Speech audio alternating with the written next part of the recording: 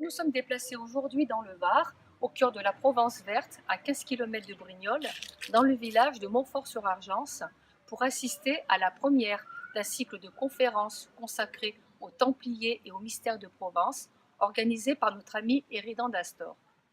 Quel lien avec Rennes-le-Château, me direz-vous? Eh bien, il s'avère que cette région et le Razès présentent certaines similarités.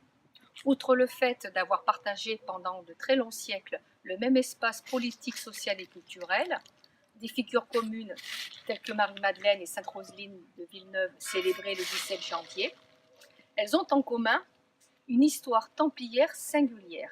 Car si les Templiers en Royaume de France ont tous été arrêtés le 13 octobre 1307, leurs frères de Provence protégés par Charles de d'Anjou et ceux du Roussillon en Royaume de Majorque ne l'ont été que plus tard, ce répit leur ayant probablement permis de mettre à l'abri des documents, des objets et qui sait, des trésors.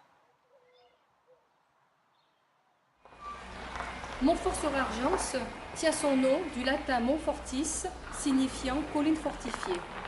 Ce château, situé au numéro 13, appartenait au comte de Provence qui le céda à l'ordre du Temple en 1207. Dépendant de la commanderie du Ruoux, il servit de centre d'entraînement avant d'être transformé en maison du commandeur par les hospitaliers de Saint-Jean de Jérusalem, comme en témoigne cette croix à 8 pointes. Le bâtiment central se compose de 2 tours carrées, 3 salles dont 2 habitables avec à l'intérieur un superbe escalier à vis et une salle capitulaire. L'ensemble repose sur des salles souterraines, seul vestige de l'époque templière, qui firent l'objet, pendant la guerre, de fouilles par les Allemands y installant une commandanture. Aujourd'hui, le château, malheureusement, ne se visite plus. Il continue cependant d'alimenter mystères et légendes. Par exemple, il est dit que des énergies telluriques puissantes feraient perdre aux oiseaux le sens de l'orientation et les pousseraient à se fracasser contre les murs.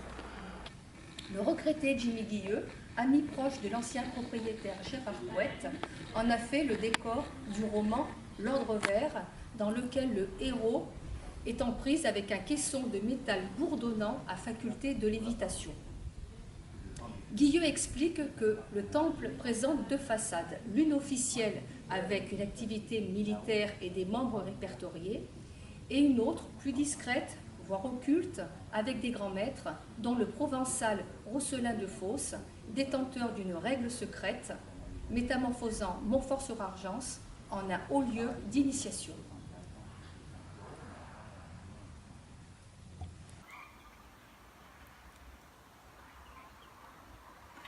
Bon, moi, je suis maintenant avec Éridan d'Astor qui a organisé ce cycle de conférences. Pour une première, c'est vraiment un succès. Je suis sûre que c'est au-delà de tes attentes. En effet, j'avais annoncé au maire environ 35 personnes dans le meilleur des cas. Quand j'ai vu que les 100 chaises que nous avions préparées étaient déjà pleines et que j'ai vu encore arriver du monde, on a dû passer à 150.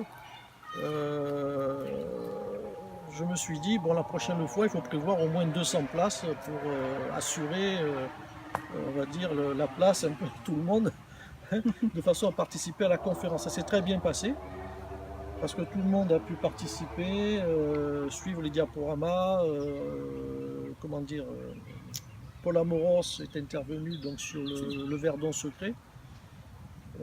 Moi j'ai parlé donc des commanderies des Templiers du Var en Provence, et puis j'ai fait bien sûr une introduction sur Montfort et avec son fameux château, son château templier qui est devenu hospitalier et tous les mystères bien sûr qui tournent autour de ce château.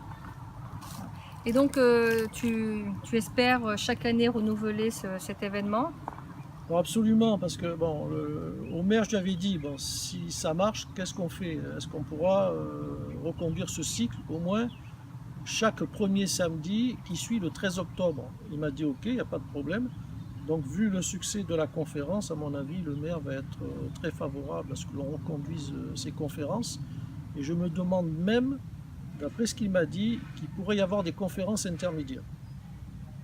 Donc maintenant, chaque année aura lieu ce cycle de conférences les samedis après le 13 octobre. Absolument.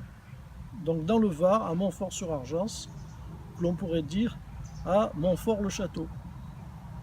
Voilà, donc rendez-vous l'année prochaine.